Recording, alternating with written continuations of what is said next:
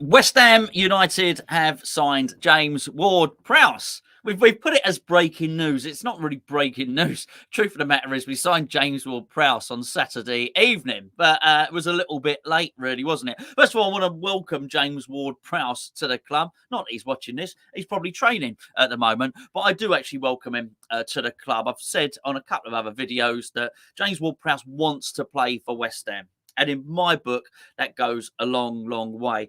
All we seem to hear constantly at the moment is such and such doesn't want to play for West Ham, such and such asked for a transfer request. I don't even know what I believe about Aaron Cresswell at the moment. I think he's been here long enough to deserve the benefit of the doubt, though. However, you hear the rumour, he might want to leave West Ham. Mikel Antonio wants to leave West Ham. Lucas Paqueta wants to leave West Ham. Declan Rice, well, he did want to leave West Ham, and he did leave West Ham. Skamaka wants to leave West Ham. You get the general gist, right? It gets a little bit annoying. And whilst I understand there's there's an argument there saying you can't blame them, you cannot blame these players, and I get that and I understand that. Don't blame Skamaka for leaving. Don't blame most of them for leaving. However, it is our club. It is your club, and it's nice to hear that a footballer says, I want to play for West Ham. I've actually purposely not read his statement, when they say it's all the propaganda stuff. But in this case, I do actually believe it. I don't just think it's James Ward-Prowse, being saying what he thinks we want to hear. I think he does actually mean it.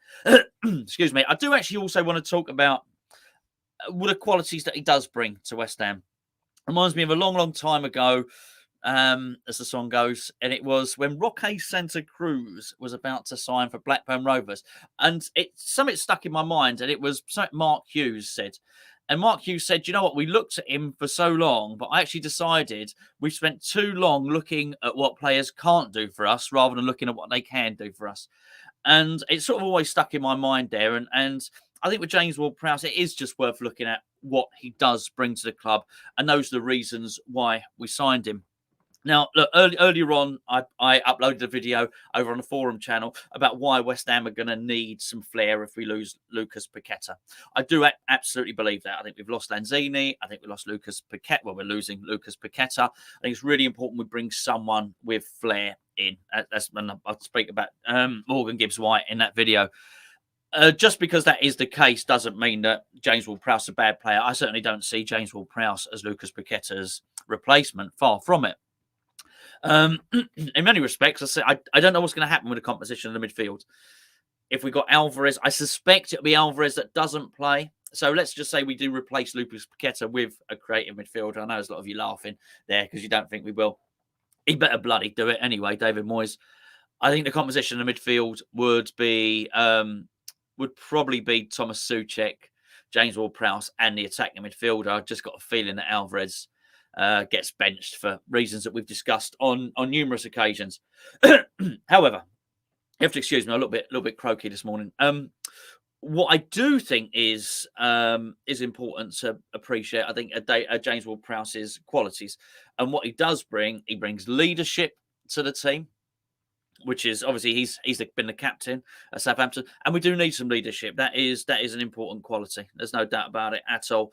With 2 consecutive seasons, we've lost Mark Noble and we've lost Declan Rice. So he does bring that.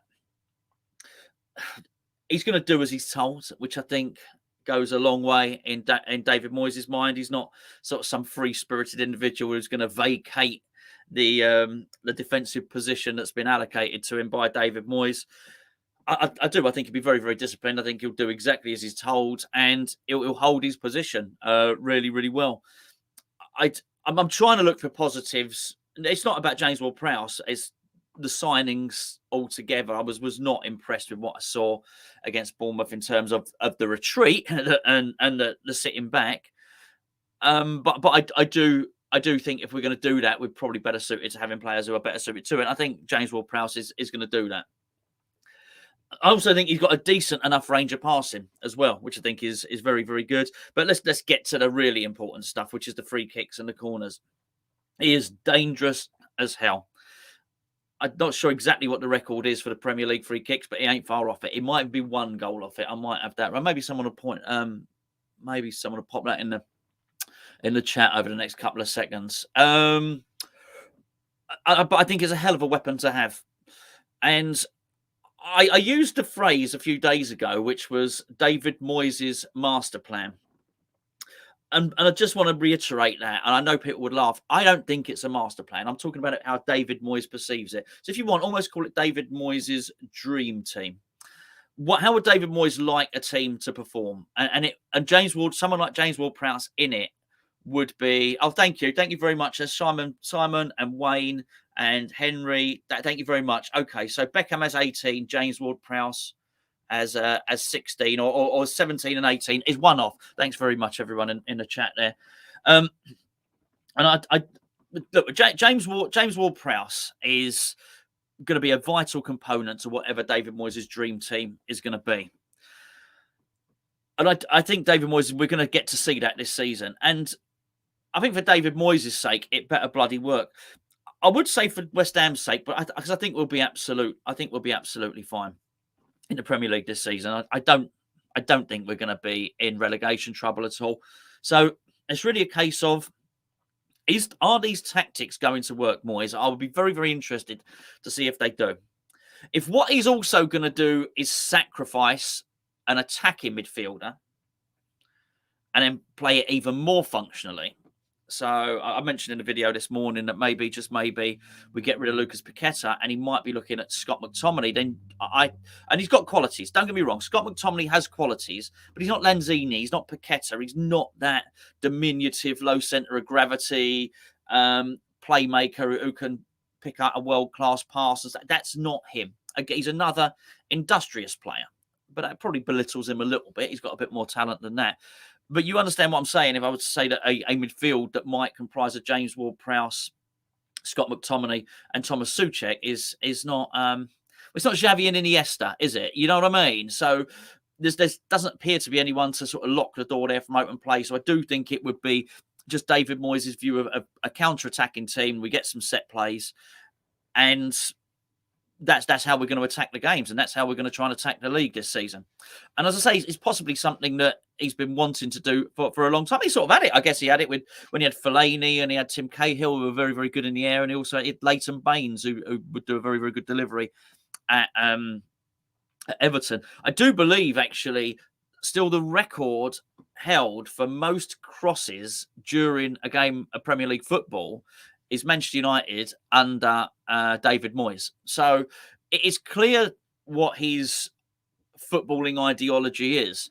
And I think we're going to see that. And I think James Ward-Prowse is a large component of that. I do think Moyes gets one shot to do it. It either works or it doesn't. And I don't think there's an awful lot of I don't think people are too keen to see this if it doesn't work. However, what I would say is that James Ward-Prowse is going to be the key to making this work. And I'll probably belittle him a little bit here. I don't wish to. I do actually think he's a good player. And when I say I welcome him in, I am actually genuinely looking forward to seeing him play. Because I think James Ward-Prowse has got more to his game than the system that I think David Moyes is about to employ. And I guess we'll never know. One frustrating thing about it actually is that we've been chasing this guy for 18 months. There was absolutely no reason why this deal had to drag as long as it did. No reason at all, because he was signed. It was done. He was up in London on Friday for his medical. There's no reason why he couldn't have been in London for his medical on Thursday. And I think maybe something as simple as that. We had a few corners against Bournemouth. They had a few against us, to be fair. Maybe something like that just makes the difference. Maybe just getting him signed and over the line before we play against Bournemouth. I just think it's crazy, and I hate the way we do business like that. Alvarez wasn't ready. James Ward-Prowse wasn't ready. Well, I'll do an upload later on about Harry Maguire, as I understand it. Jacob Steinberg's done an update on that. I've just spoken to Gio on the phone 10 minutes before going live on this. I'll have a look at that after this, and I'll upload a video later on that, and probably Mikel Antonio's Saudi adventure, if he's going on it. I don't know. But I think that's the one frustrating thing. Come on, West Ham, sort it out. It's one thing David Moyes identifying a player and wanting a player. Fine, identify him, get him, but bring him in early. Why are you David Moyes made the point that actually it's been tough in this window. They've made bids for players and it's been hard to get players. Okay, fair enough, but not James Ward-Prowse. Can't say now that you didn't know until whatever the second week in August that you didn't want James Ward-Prowse. Absolute nonsense. You knew last year, but even in this window, you knew at the end of June. Bring him in, start of July. Bring him in, give him the pre-season. We always seem to hinder ourselves with this stuff. But as I say, I think he's a good player. I think I think I would have probably would have appreciated him playing in what would be perceived to be the easier game, which is Bournemouth. And by the way, I didn't think Bournemouth looked very good. And actually seeing Bournemouth, one of the reasons why I'm quite confident that West Ham will do okay this season, even with the team that Moyes is looking to build, I think it would be very, very hard to beat.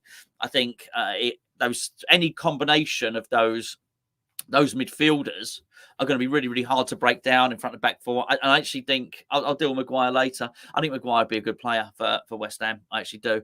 And I think it would be very hard to beat. I think it would be very hard to break down. I just don't think it's going to be particularly fun to watch. And I looked at Bournemouth and I thought Bournemouth are probably going to be down there with Sheffield United, obviously Luton and Bournemouth, or I don't know. To be fair, I didn't. Wolves are playing tonight, so it won't be a great barometer, will it?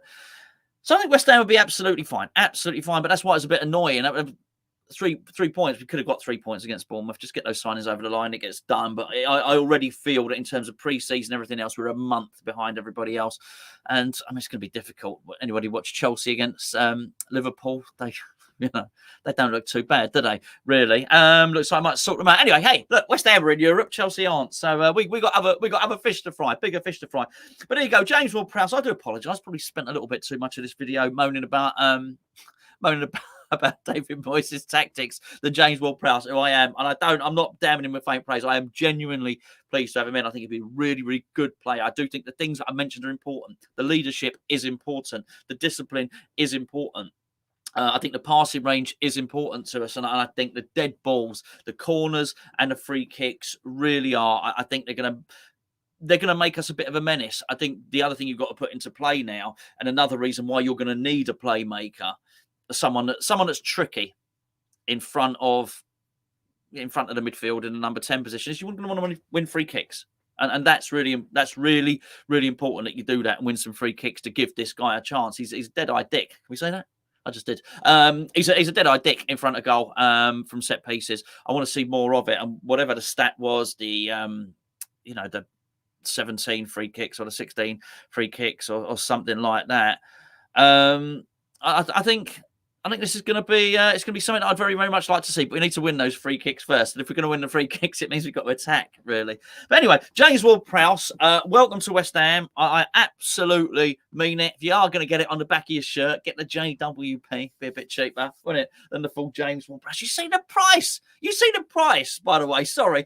I said I wouldn't moan. I've done another moan here. You've seen the price of the shirts this year. I cannot believe it. That's before you got the name printed on the back. Anyway, yes, Danny, dead-eye dick. It's a bit of a showing me age there. A bit of a dead-eye. You know what I mean. Bit sharp shooter, sniper. Clint Eastwood, a bit of a sniper. Dead-eye, nothing wrong with dead-eye dick. Anyway, right. Anyway, you lovely lot. Thank you for joining me this morning so early at the start of the week. Good news. We start the week with good news. And hopefully there's some more good news. I think there might be some bad news, but a bit of a roller coaster, wouldn't it? I think. I'd be surprised if Paqueta lost the week, to be perfectly honest with you. But there you go. I am very, very pleased that James Ward-Prowse is signing. Well, oh, sorry. I forgot to do my thing. So what about the shambles? I was going to read to you what James Ward-Prowse has said. I'll just read it to you quickly. So James Ward-Prowse said, I'm buzzing to be here at West Ham. It's great to be here. I'm looking forward to getting going. From the outside looking in, this is a club that's been on the rise for a number of years now.